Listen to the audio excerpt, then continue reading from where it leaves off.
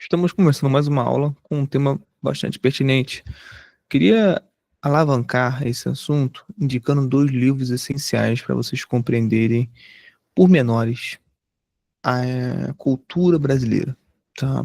Então são livros dentre centenas que existem de suma importância. Eu vou citar esses dois porque estão fazendo parte da minha leitura recentemente, tá? Então, são livros muito interessantes, mas evidentemente não são tudo, ok? Digo isso por quê? Porque no Brasil, às vezes, leitor de um livro, né, já faz o leitor que lê um livro ou dois no ano está acima dos demais, né? Não é muito difícil você estar acima da média brasileira, visto que ninguém lê porcaria nenhuma, né? Então, para a pessoa ficar sem empinando o nariz, né, e enchendo o peito, batendo no peito para falar que eu sou culto, eu sou intelectual, basta ler um, dois livros, né? Eu acho isso muito engraçado, tá? Esse negócio de ficar se denominando intelectual, beleza? Nunca levei isso muito a sério, mas, enfim, tem maluco para tudo. É... Se você estiver assistindo no YouTube, cogite entrar na descrição do nosso vídeo aqui, tem um grupo do WhatsApp, beleza? Para você participar ao vivo às aulas no sábado, beleza? Vamos de antemão começar, né, sem mais delongas, né? Os livros aqui indicados são dois, né? Um deles é esse aqui, melhor citar esse primeiro, né? Que está esgotado, né? Difícil achar por aí para comprar, está fora de linha. É o livro do Meira Pena, Em Berço Esplêndido. Só um momento, eu vou tirar aqui o foco, né? Que vai desfocar o fundo. Pronto, acho que vocês estão vendo melhor agora. Em Berço Esplêndido, Meira Pena, né? São ensaios de psicologia coletiva brasileira, beleza? Vocês tentem procurar na estante virtual, enfim, tá meio carinho. Eu mesmo comprei num sebo aqui por R$ 100, né? Tá bem carinho. Mas daqui a pouco eu vou falar um pouco sobre esse livro. Outro livro que vai ser baseado nessa aula aqui é sobre o quarto de despejo, né? De Carolina Maria de Jesus. Diário de uma Favelada. Esse livro aqui, eu vou começar a falar por ele, beleza? Eu admito que eu tive bastante preconceito. Por quê? Quando a gente ouve esse negócio de diário de uma favelada, sei lá, parece meio que um romantismo com a pobreza, o romantismo ah, com a favela, né? E quem gosta muito disso são os progressistas, né? Gostam de idolatrar bandido, né? Idolatrar pessoas que estão na comunidade só porque são pobres ou só porque são, sei lá, nordestinas, né? Como se fosse e daí, né? Que são pretos, que são pobres, são nordestinos, favelados, né? Eu quero saber o conteúdo, né? Eu, Cláudio, penso assim, não sei vocês, né? Eu penso assim, tá, a pessoa é pobre, preta, favelada, tá, mas o que ela faz, né? O que ela produziu, uma pessoa competente, eu fico preocupado com isso, ao invés né, desse acidente, né? Ah, eu nasci preto, né? E, portanto, mereço ser ouvido por todo mundo, porque eu escrevi um livro. Então, eu tenho que ser endeusado, tenho que subir no pedestal. Né? Então, isso é uma baita idiotice, viu? Uma imbecilidade ficar com esse... Eu digo isso porque tem muita gente, infelizmente, né, que só por a pessoa ter nascido em tal local, ou abraça tal ideologia, ou tem tal desejo sexual, eu sou bissexual, eu sou transexual, etc. A pessoa já merece, né, subir num pedestal. E, no entanto, esse é o meu preconceito com esse meu livro aqui, com esse livro aqui que nem era meu, peguei aqui numa caixa de coisas antigas do meu irmão, né? O meu irmão, ele teve esse livro que tinha que ler para passar numa prova lá no colégio, né? E eu sempre vi esse livro lá jogado, na qual ele nunca leu, né? O livro tá novinho em folha, né? Tem mais de 12 anos e o livro está impecável, tá nem amarelado, oxidação, tem nada, né? Ele sequer reabriu o livro. E eu acho interessante a gente comentar sobre esse livro, porque a Carolina Maria de Jesus, assim como eu citei, né, ela é uma mulher é, bem pobre, né? A mulher negra. Ela foi catadora de papel e viveu na favela do Canindé, lá em São Paulo, né? Ela é apaixonada por livros, alimentava sonhos e desabafava a sua triste realidade nas folhas encardidas de seus cadernos, que mais tarde tornaram-se públicas por meio desta obra única. Ela escreveu esse livro aqui na década de 1950, tá? Por isso a importância dele, porque é um Brasil que infelizmente ainda está muito atual, né? Em vários quesitos, né? Inclusive no quesito de pobreza, né? Vou só compartilhar minha tela aqui para vocês verem também quem é essa Maria Carolina de Jesus, né? Aqui a foto dela aqui, ó. Ela escrevia, gostava de escrever em diário quando estava muito estressada, né? Ela documentava tudo, né? Diz ela, né? Ela que é apaixonada por livros, né? Que a melhor invenção humana foi os livros, né? Ela gostava de ler antes de dormir, etc, né? Me parece que no final da vida ela saiu da pobreza, né? Porque eu vi fotos dela com a Clarice Lispector, ela estava bem vestida. Não sei se ela saiu da pobreza no final da vida, tá? Estou conhecendo a Maria Carolina de Jesus agora. E aí recomendo também, pessoal, que vocês conheçam melhor a Maria Carolina de Jesus com uma aula que tem no YouTube aí, não sei se ainda tem no YouTube, do professor Thomas Juliano. Ele comenta sobre esse livro, beleza? Não sei se ainda está no YouTube, mas eu já vi essa aula. Bom, ela documenta aqui partes importantes, né, que a gente precisa entender sobre a nossa cultura brasileira, né? Uma delas é de que, pasmem, né? Vou levantar um ponto aqui interessante. A, a de que Nelson Rodrigues, ele estava absolutamente certo quando falava que o maior preconceito, o maior racista que a gente tem no Brasil são os próprios negros, né? Não há ninguém que odeie mais o negro do que o próprio negro, né? Isso no Brasil. E isso motivou o Nelson Rodrigues a escrever o teatro, né? A peça O Anjo Negro, né? Leiam essa peça, muito bom, tá? Ah, e aí, citando Nelson Rodrigues, né? Ela escreveu o seguinte, Maria Carolina de Jesus, né? Sobre a questão dos negros, etc. Saí à noite e fui catar papel. Quando eu passava perto do campo de São Paulo, várias pessoas saíam do campo, todas brancas, só um preto. E o preto começou a insultar-me. Vai catar papel, minha tia? Olha o buraco, minha tia. Eu estava indisposta, com vontade de deitar, mas prossegui. Encontrei várias pessoas amigas e parava para falar. Quando eu subi a Avenida Tiradentes, encontrei umas senhoras. E ela discorre, né? Ela discorre aqui o dia a dia dela. Mas o importante que, na qual eu citei essa parte é justamente isso, né? De todos os brancos, né, que estavam lá no campo de São Paulo, né? Um único negro que estava lá no grupo foi que insultou a própria mulher que é negra. Então, assim, isso também culmina na frase que Nelson Rodrigues fala de que o brasileiro é um narciso, né? Que cospe na sua própria imagem. Então não há ninguém que critique mais o brasileiro do que o próprio brasileiro, não há ninguém que odeie mais o brasileiro do que o próprio brasileiro, não há ninguém que odeie mais o negro do que o próprio negro no Brasil.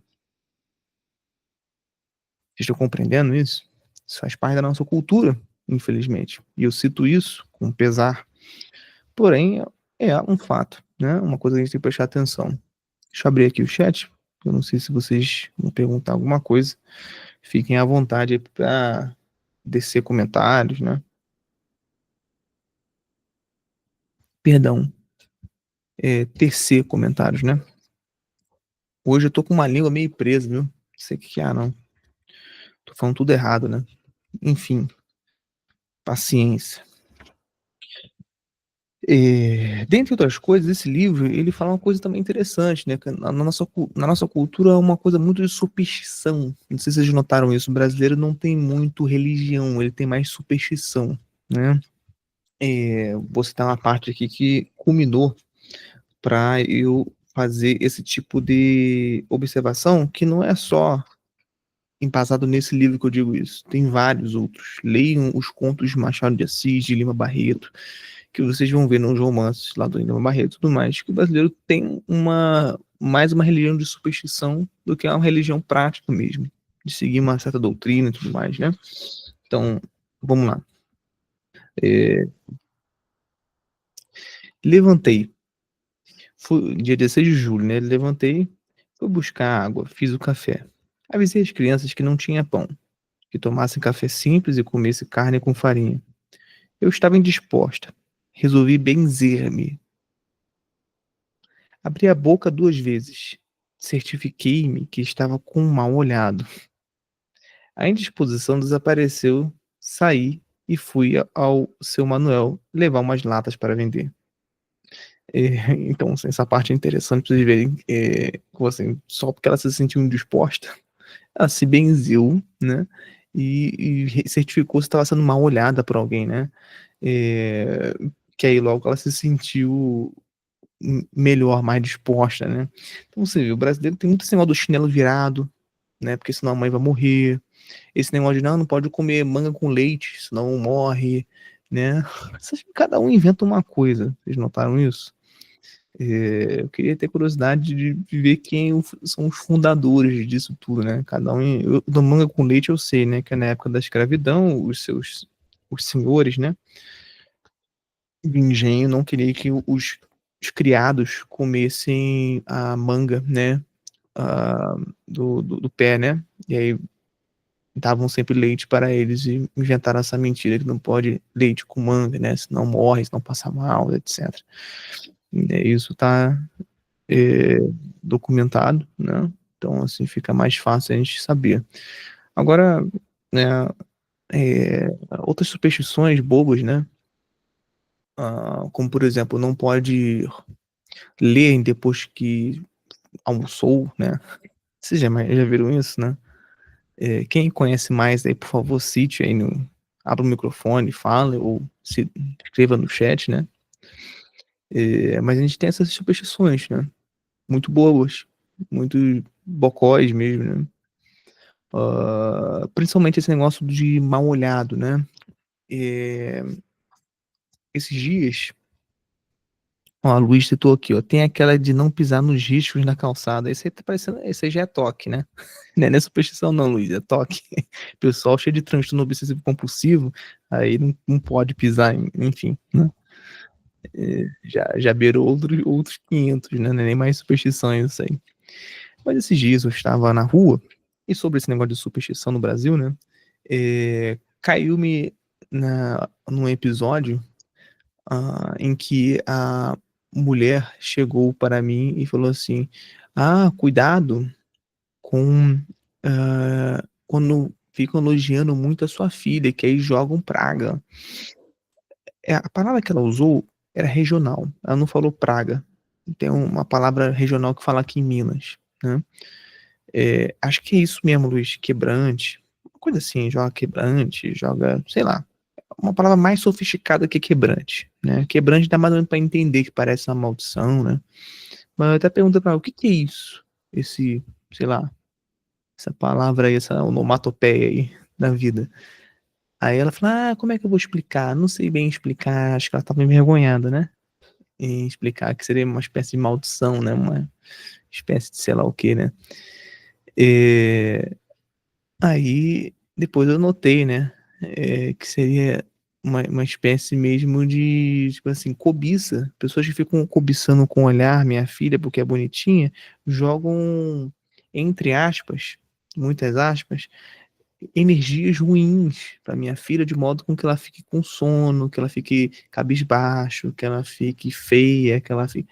Você entende? Isso é de uma... é, a palavra correta, né? É de um provincianismo, né? Essa é a palavra correta. Esse é de um provincianismo absurdo, né? Porque é basicamente o homem se colocando no centro das coisas, o ser humano se colocando no centro das coisas, e acha que com o dom das suas palavras, né, irá proferir, né, uma relação mágica, né? É como se ele fosse um semideus, o ser humano, que com as palavras ele pudesse, né, chamar todos os demônios, né, em cima da criança. Bom, deixa eu te contar um segredo, você não tem tantos poderes assim não, viu? Você pode até fazer um ritual satânico, Satanás e a legião de demônios podem até é, fazer algum negócio contigo, né? Você pode até ser uma Madonna da vida, né? Que faz essas relações, né? Satânicas e tudo mais. Porém, o fato é que você falar assim, ah, é, coisas ruins atrás coisas ruins, né? Falar coisas ruins atraem coisas ruins. Falar coisas boas atraem coisas boas. Isso é de uma babaquice da nova era gigantesco, né? E o brasileiro acredita muito nisso. Vou citar um outro episódio. Um dia desses, há uns 2 anos atrás, né? Eu estava esperando uma carona e aí, em certo episódio desses da vida, né? Eu estava em frente a um mercado, era 7 horas da manhã. E aí eu escutei a conversa na parte de trás, assim, de um pai com um filho, né? Que estava o pai falando sobre notícias ruins, né? Esses pais que adoram da Atena, adoram ver notícias de desgraça, né? Todo momento, né? E depois fica se queixando, dizendo que a vida tá uma merda, que a vida é perigosa. Claro, você só fica vendo coisas imbecis e vendo só coisa ruim, né?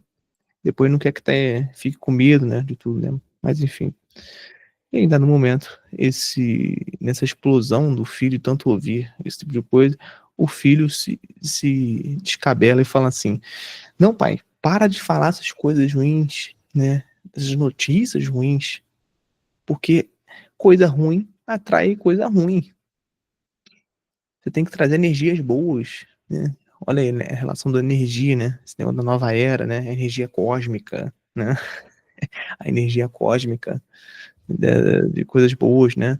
É gratiluz, gratidão, né? O universo irá se vingar, o universo irá. A lei do retorno do universo, a lei de Newton, a terceira lei de Newton, ação e reação, enfim.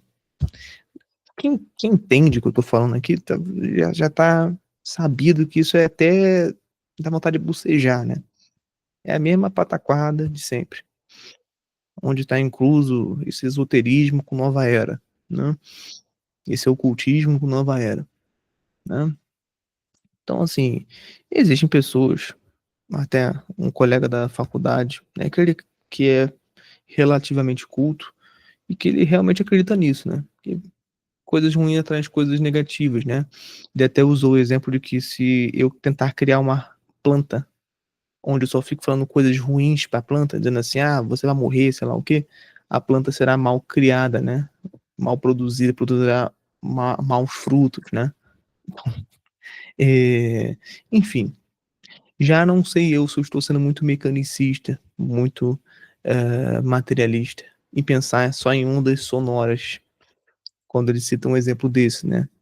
Em ondas sonoras nas quais existem influências, nas quais a gente pode comparar, por exemplo, plantas que ouvem no ambiente a todo momento, juntamente com bois, música clássica. Essas pessoas, esses seres vivos, boi e planta, serão bem criados, produzirão bons frutos, porque as ondas ali sonoras são bem harmônicas, né? Agora, se você criar plantas e bois com rock ou com pop a todo momento, você vai ver que não produzem com muita qualidade, quando produziria com as plantas e o boi, né, no ambiente de música clássica, ouvindo Mozart, por exemplo. Esse exemplo que eu dei está no livro Música, Inteligência e Personalidade, do Dr. Min Dun Haim. Vocês pesquisem lá, não precisa acreditar em mim não, tá? Pode parecer muito louco o que eu estou falando aqui, mas faz parte, beleza? É sempre assim, um conhecimento sempre espanta, acaba causando um escândalo às vezes, né? Quando você se depara com conhecimento de grande porte, principalmente, tá? É, e, de toda forma, esse livro também traz isso, a superstição do brasileiro, né? Que vocês vão ver no decorrer do livro, não só nesse aqui, mas estudando outras coisas, que o brasileiro basicamente não tem religião, ele tem superstição, sempre assim, né? E quando não, tem religião misturada com superstição, né? A própria religião que ele pratica vira superstições bobas, né? Vire uma par de coisas que a gente tem, principalmente dentro do catolicismo. Não vou citar porque já a aula vai ficar muito grande, beleza? É, Em suma, pessoal, esse livro aqui é bastante interessante, tá? Eu notei que é feministada, as mulheres feministas adoram esse livro porque eu não li tudo, como vocês podem reparar, né? Estou aqui na página 27, tá? Do livro. E, e assisti lá aquela resenha do Tomás Juliano, só aquela resenha no YouTube demonstra como esse livro é imprescindível para vocês entenderem a cultura brasileira daquela época, principalmente. É, eu reparei que as feministas gostam muito desse livro porque ela é uma mulher que cria 3 filhos, essa Carolina Maria de Jesus, e ela cria os 3 filhos na força do ódio, entendeu? Porque ela não quis casar, é muito satisfeita consigo mesma enquanto mãe solteira, né? Muito satisfeita, entre aspas, porque na página aqui 20 e tanto, ela que se queixa de como é difícil, né, criar, que a vida da mulher solteira, mãe solteira, é muito pungente, né? Ela usa essas palavras, né? Logo nas primeiras páginas. Então, assim, é aquela mulher que, assim, não sei se ela é feminista, eu se denominava feminista essa Maria aqui, né? Mas vocês têm que entender que vocês têm que ler coisas, né, que não agradam só os olhos de vocês, beleza? Vocês têm que ler coisas também que, mesmo que vocês sejam contra, que vocês precisam se debruçar, né? Marx, Nietzsche, Hegel, né, Heidegger. Esse pessoal na filosofia é absolutamente asqueroso frente a uma filosofia de verdade, né? Um calibre como Platão, Aristóteles, né? Você pega lá os pré-socráticos, interessantíssimo, né? Parmênides, pô, você vai botar Parmênides na frente de Nietzsche, né? E botar frente a frente um ao outro, quem que dá 10-0, né? Entendeu? Uh, é evidente que cada um tem as suas qualidades, mas a gente não pode ignorar essas leituras mais atuais, justamente porque a origem da merda que a gente está hoje é por conta desses filósofos modernos, é por conta desses escritores e intelectuais modernos, beleza? Então vocês têm que ler, por mais que às vezes essa flor não cheire tão bem, tá? Foi assim que eu venci um preconceito com esse livro aqui, viu? Porque eu que sou do Rio de Janeiro, não sei vocês aí, mas lá no Rio de Janeiro se endeusa muito as favelas, né? Botam num pedestal, né? Onde só os burgueses, eles colocam num pedestal lá os favelados que são a maravilha aqui da cidade. Enfim, é uma mistura, é uma mistagogia de bandidolatria com o romantismo tosco, né? Da pobreza. É, E aí, assim, vale a pena, tá bom? Agora, falando do outro livro, Em Berço Esplêndido, Ensaios de Psicologia Coletiva Brasileira. Outro livro também que eu não li até o final, tá bom? Mas do pouco que eu li já dá pra gente conversar.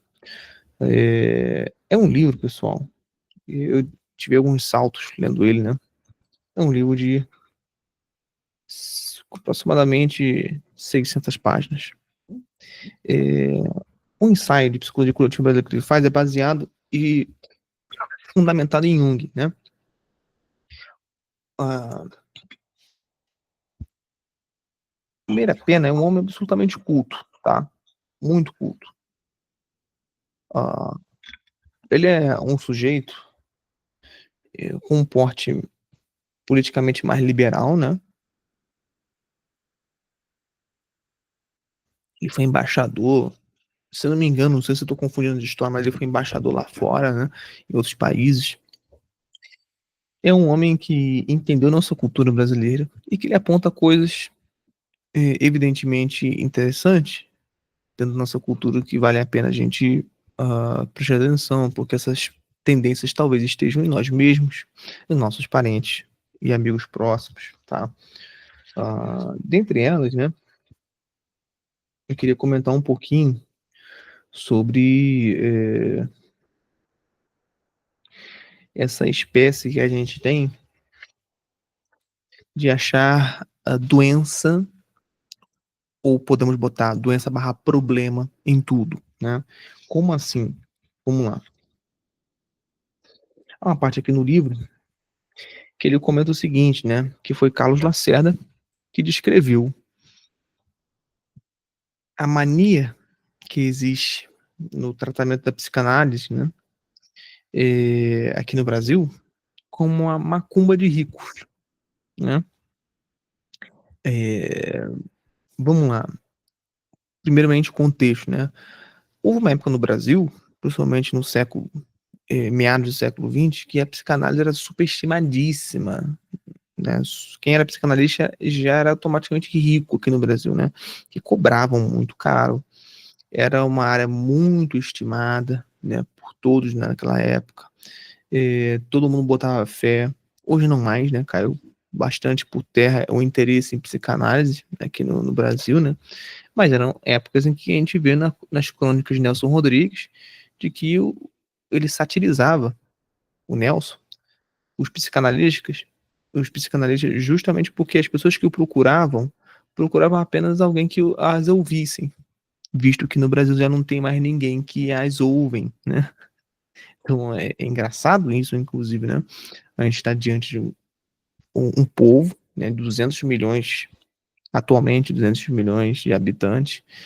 Ninguém está muito preocupado em ouvir, só em falar, né? Achar alguém que ouça é uma raridade. Daí a fama da psicanálise no meados do século XX no Brasil. Beleza? É, claro, em meados do século XX, em outros países, a psicanálise também estava em alta, né? Em muita alta, porque, bom, Freud morreu no século XX, as ideias dele se espalharam com mais facilidade, etc, etc, né? O legado da psicanálise com Freud foi no século XX, né? É, mas por que que ele tratava, né, o Carlos Lacerda como uma macumba de ricos, né? Isso é interessante. Porque era algo que, de alguma forma, para o brasileiro funciona em certa medida. Pessoas na quarta camada que fazem psicanálise são muito bem tratáveis, vamos chamar assim, né? São muito tratadas na psicanálise com facilidade, com efetividade. Justamente porque a psicanálise toca muito na questão da afetividade do passado, do eu no passado. E a psicanálise não está muito interessada, a abordagem da psicologia, que é a psicanálise, não está muito interessada em resolver problemas futuros, né? Está interessada em saber o que você vai trazer de conteúdo, o que vem te incomodando, pessoalmente, que está agarrado e mal resolvido no seu passado. Beleza? Então, assim, macumba de ricos, né? Por quê? Porque funciona macumba, né? No caso, e de ricos, porque só quem tem muito dinheiro para pagar um psicanalista, né? E é interessante a gente entender o seguinte, né? Ó, se vocês lerem O Alienista, do Machado de Assis, vocês vão ver que no final da história, o protagonista terminou colocando todo mundo no hospício. Ele era um médico, na qual dava diagnóstico onde todo mundo estava doente na cidade, menos ele. Então o brasileiro tem essa tendência de aumentar o sofrimento, sabe? Não sei se vocês notaram isso. O brasileiro vê problema até onde não tem, vê doença nos outros, menos nele, né? Até onde não tem. Eu aposto que, enquanto eu tô dando essa aula aqui, um monte de pessoa tá falando assim, eu conheço gente assim, mas nunca tá se autoavaliando. Fazendo um autoexame falando assim, eu sou assim. Eu conheço brasileiros assim, mas eu não sou assim, não. Eu não sou permeado por isso, não. Eu não sou influenciado por isso, não. Eu sou especial, né? Então essa mentalidade de eu sou especial é típica do brasileiro, né? Essa empáfia é típico do brasileiro. Só os outros têm doenças, problemas. Você, né, não tem nenhum vício. Você é o perfeitinho, né? E quando vê alguém maior do que você, o que que você faz? Você rebaixa. É assim a mentalidade brasileira, porque só vocês verem Mário Ferreira dos Santos, só vocês verem o Olavo de Carvalho, onde é que estão esses caras, né, no Brasil, na cultura? Não estão. Onde é que tem Santos no Brasil? Procurei, dá pra contar no dedo, né? São 5? São José Bonifácio, que foi recentemente canonizado, Frei Galvão, mais quem? São 5 no máximo, se você pesquisar aí no YouTube, na Wikipédia, né? O que significa um país que foi fundado no catolicismo, o primeiro ato dos portugueses quando chegaram aqui foi uma missa? O que significa isso? Um país fundado no catolicismo ter só 5 santos em 500 anos, né? Significa que a gente é absolutamente mesquinho e invejoso. Isso é na qual, aqui, ó, tá muito bem documentado. As mulheres lá no barracão que ela tá, né, a Carolina Maria de Jesus, né, são absolutamente invejosas, mesquinhas, e ela documenta isso. Ela documenta isso. São pessoas que não querem ver as outras ganhando na vida. Então, essa forma tacanha, né, na nossa cultura, infelizmente também está muito permeada. Infelizmente está muito permeada na nossa mentalidade, de todos nós. É, e o Machado de Assis já notou isso no século XIX, né? Beira Pena apenas trouxe Carlos Lacerda, fazendo uma observação verdadeira, né? No Brasil, tudo é muito tratado como se fosse.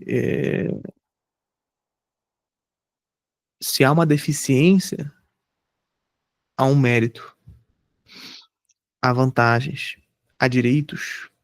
Então, todo mundo quer ser deficiente. Vocês conseguem notar isso? Todo mundo quer ter déficit de atenção. Todo mundo se autodiagnostica de dislexo, déficit de atenção, ansioso, né? Porque tem os seus méritos, tem os seus direitos, tem as suas passadas de mão na cabeça. Ser doente virou algo merituoso. Ser deficiente virou algo como qualidade, uma virtude. Isso já está assim há alguns séculos. Já tem 2 séculos, pelo menos, que foi documentado pelo Machado, né?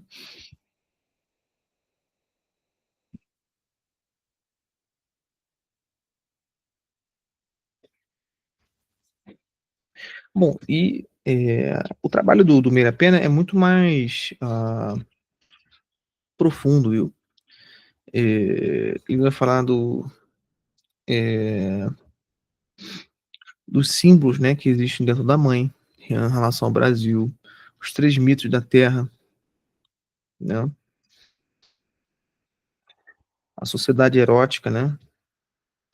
Ele ia falar até do Poeterno, olha só, lá na frente, né? A gente já conversou aqui sobre o Eternos. Então é um livro absolutamente imprescindível, tá? Esse aqui do Meia Pena. Vale a pena também finalizar, né? Pra gente finalizar sobre esse livro aqui, os comentários. E tinha uma parte aqui que eu ia comentar. Sim, ele comenta sobre o propósito do carnaval no Brasil, né? Então, assim, a gente é conhecido pelo o país do carnaval. O Jorge Amado, ele tem uma novela, vulgo, né? Romance acho que não é não, pela quantidade de páginas, né? Acho que é uma novela, novela barra conto, né? Que se chama Brasil, País do Carnaval. Perdão, é só País do Carnaval, não tem Brasil não. Tô confundindo com o Stephen Zweig, né? Que ele tem um livro Brasil, País do Futuro, né? É outra coisa. Não é nem literatura de ficção, tá? Então o Jorge Amado ele escreveu uma ficção muito interessante, falando que a gente é um país do carnaval. Por que a gente é um país do carnaval? Porque a gente é um povo festivo, a gente gosta mais da boemia. Essa é a nossa característica principal, além de tantos outros, né? Ah, evidentemente, eu estou aqui só citando as características mais nítidas do brasileiro, né? Existem outras também, boas, né? Embora eu não seja muito otimista nisso, mas enfim, existem boas que o brasileiro ele de fato obtém, tá certo? Então, deixa eu só ler essa parte aqui.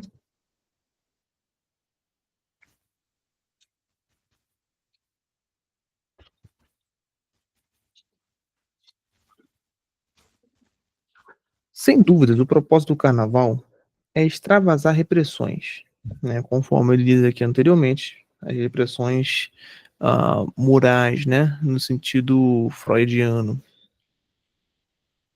Mas as nossas são superficiais e artificialmente impostas. As deles, profundas e resultantes de muitos séculos de rígida educação religiosa, moral e cívica. Ou seja, o que, que são esses deles? Deles são de outras nações. As nações que já têm muitas repreensões morais, né, filtros morais, na qual o brasileiro não tem, tá? É, vamos dizer assim, ó, ele citou aqui, rígida educação religiosa. A gente tem rígida educação religiosa? Cita aí uma pessoa que é célebre, que é uma figura pública, que realmente pratica a religião e todo mundo ah, olha para ele e imita o que ele está fazendo. Seriamente, você conhece essa pessoa? Não tem, né? Tem um monte de gente que conhece o Frei Gilson, tem centenas de milhares que conhecem o Frei Gilson. Frei Gilson, eu acredito que é um homem sério, pelo menos ele pratica seriamente a religião, mas quem é que vira monge? Quem é que realmente vai deixar de ser católico de estatística, né? De IBGE? Quem vai lá praticar realmente, não, não posso comer carne às sextas, eu tenho que ir para missa no domingo, tenho que rezar o terço diariamente. Praticar sério, praticar sério. Um, inclusive, como ele diz aqui, né, com condutas morais, inclusive, né? Eu não posso dar isso para minha filha, mesmo que seja conivente para mim, né?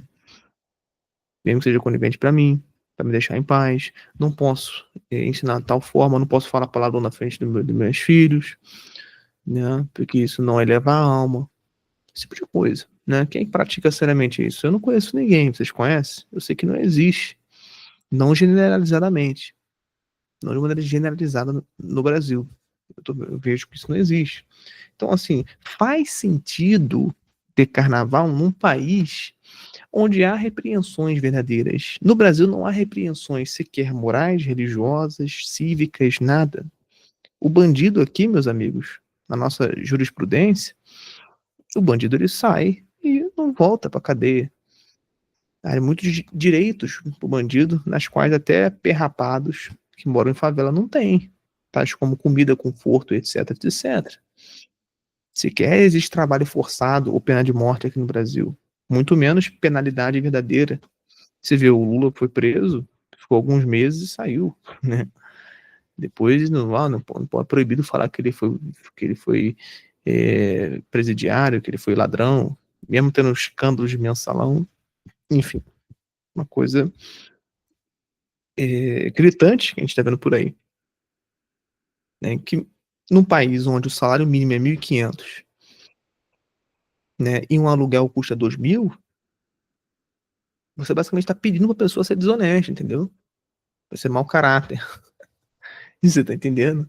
Você pede pra pessoa falar assim, vai fazer um jeitinho brasileiro aí. Você vai ter que roubar, você vai ter que enganar os outros, você vai ter que sonegar imposto, você vai ter que sei lá o quê, né? Você vai ter que pedir Bolsa Família, mesmo você sendo um ricão de, sei lá, 10 mil reais, ele pede Bolsa Família, né? E consegue a Bolsa Família, porque você mente lá no sistema, dá umas sabonetadas. Você tá entendendo? Vocês estão entendendo?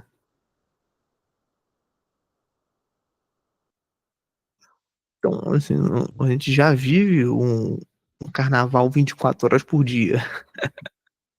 Uma necessidade de mais um carnaval, né?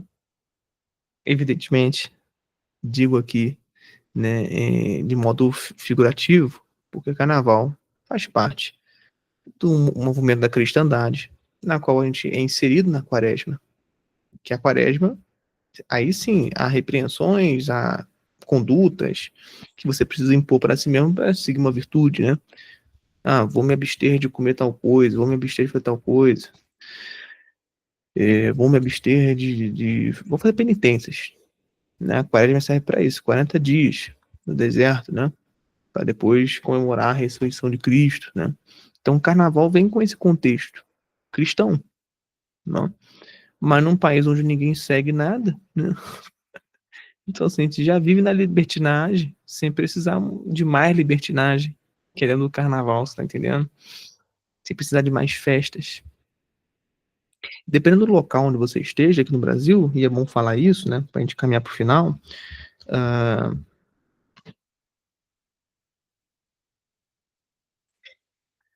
o carnaval não é uma coisa escandalosa, como é no Rio de Janeiro, onde tem mulheres dando para um monte de caras num banheiro, né, químico, né? Não é essas coisas escancaradas de libertinas, Sodoma e Gomorra, né? Como é no Rio de Janeiro. Porém, contudo, todavia, um carnaval na época do Rio era um carnaval sadio, na qual eu mesmo participei, né? Nos anos 2000 eram coisas mais de, olha, fantasia, e é um momento de descontração, de conversa, né? Sem bundas para fora, sem seminudez, sem essas coisas de um se comendo na rua em público, né? Que tá hoje, né? Sem beber até cair, né? Claro que tinha lá os seus alcoólatras, né? Mas se vocês pegarem o livro do Gustavo Corsão, Conversa em Sol Menor, vocês vão ver que existe um carnaval, que o livro dele é basicamente é um diário, né? É um livro de memórias, perdão. É um livro de memórias. Tô com um diário na cabeça por causa do livro do Quarto de Despejo, né? Da Carolina Maria de Jesus, né? E vocês vão ver que, assim, olha, existiu um carnaval, existiu um Brasil na qual não existe hoje, né? Que é um Brasil com muito mais respeito, né? Ele até cita em algum momento, o Gustavo Corsão, que quando uma mulher estava sendo molestada por um homem lá no trem, onde eles estavam lá para pegar a passagem, subia 3 ou 4 homens para defender essa mulher, né? Então você imagina aquele velho hábito de molestagem, né, pública, né? O homem vai lá e fica paparicando a menina em público, coisa extremamente indelicada, né? Absolutamente repulsivo, né? O cara ficar chavecando assim, tão descarado, sabendo que a mulher não tá gostando, tá constrangido, né? Vocês já viram casos assim, né? Então, assim, se isso acontece hoje, não pode falar nada, não pode fazer nada. Por quê? Porque existe o feminismo, a mulher tá de igual para igual com o homem, e ela que se resolva lá. E se você for falar alguma coisa, se meter com aquele cara, a mulher te corta e fala assim, ei, né?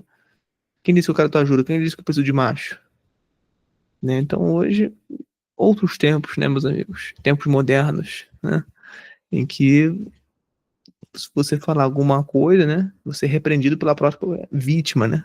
Que tá sendo agredida pelo agressor, que é um baita filha da puta, né? Usando a força dele imensuravelmente maior do que a da mulher, né? Força física, moral, né? E etc, etc. Então, uh, se você gostou dessa aula, deixe seu like aí embaixo, se você está assistindo no YouTube, e na descrição do vídeo tem aí também o grupo no WhatsApp para você participar todos aos sábados, às 7h30, beleza? Aos que estão aqui presentes, se sentirem à vontade, podem fazer perguntas.